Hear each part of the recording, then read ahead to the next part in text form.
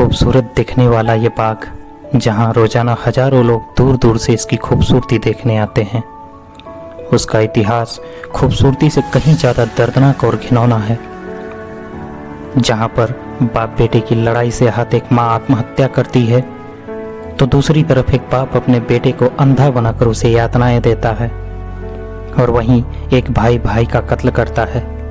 रिश्तों को शर्मसार करने वाले मुगलिया सल्तनत खुसरो के नाम पर पड़े इस बाग का इतिहास अत्यंत घिनौना है, जिसे जानकर आपके पैरों तले मानो जमीन ही खिसक जाएगी।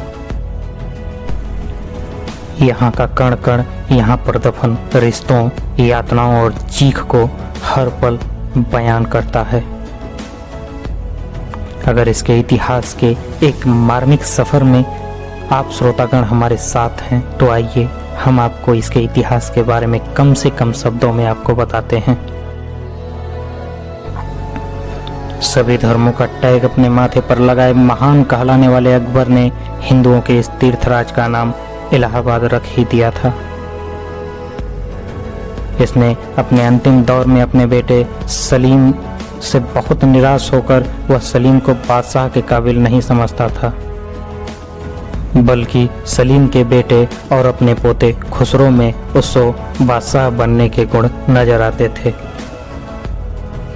क्योंकि छोटी सी उम्र में ही खुसरो दरबार में काफी चर्चित और सम्मान योग्य बन चुका था। लेकिन यह बात सलीम को बिल्कुल भी पसंद नहीं थी। जिस शख्स ने खुद को बचपन से भविष्य के बादशाह के रूप में देखा हो, उसे भला कैसे ये बात न खटकती। लिहाजा सलीम ने बगावत कर दी और इलाहाबाद आकर खुद को बादशाह घोषित कर दिया। सलीम की इस हरकत से उसका अपना खुद का बेटा खुसरो उसके खिलाफ हो गया। लेकिन तख्तो ताज की इस लड़ाई में जो बाप बेटे में चल रही थी, वो एक माँ के लिए हर एक दिन मौत के समान थी। खुसरो की माँ सलीम की पहली बीवी शाह बेगम ये हिंदू राजा भगवंतराज की बेटी मनभावती देवी थी, जिनका नाम इस्लाम कबूल करवाने के बाद इनका नाम बदलकर शाह बेगम रख दिया गया। बाप बेटे की इस लड़ाई को वो सहन ना कर सकी और अफीम की ओवरडोज लेकर उन्होंने आत्महत्या कर ली। उन्हीं के लिए सलीम ने यहाँ पहला मकबरा बनवाया था। लेकिन कहानी यहीं पर खत्म ना होकर एक नया मोड़ ले लेती है और आगे और दर्दनाक इतिहास रचने को तैयार होती है। सलीम की बगावत से आहत अकबर ने अपने मित्र अबुल फजल को सलीम को आत्मसमर्पण के लिए कहने हेतु इलाहाबाद भेजा,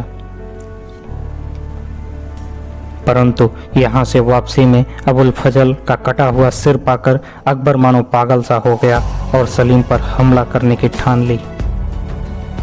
उसी समय अकबर की माँ हमीदा बानो, बुआ गुलबदन और चौथी पत्नी सलीमा ने सबके साथ मिलकर एक फैसला लिया कि अकबर के न रहने पर सलीम ही बादशाह बनेगा। सलीमा ने इलाहाबाद आकर इस प्रस्ताव हेतु सलीम को मना लिया और बाद में वही हुआ। अकबर के गुजर जाने के बाद सलीम ही बादशाह बना और एक नए नाम जहांगीर के नाम से जाना गया। लेकिन ये बात खुद जहांगीर के अपने ही बेटे खुसरो के दिल में खंजर से भी ज्यादा घाव कर रहा था, क्योंकि अपने दादा अकबर के नज़र में वही बादशाह था।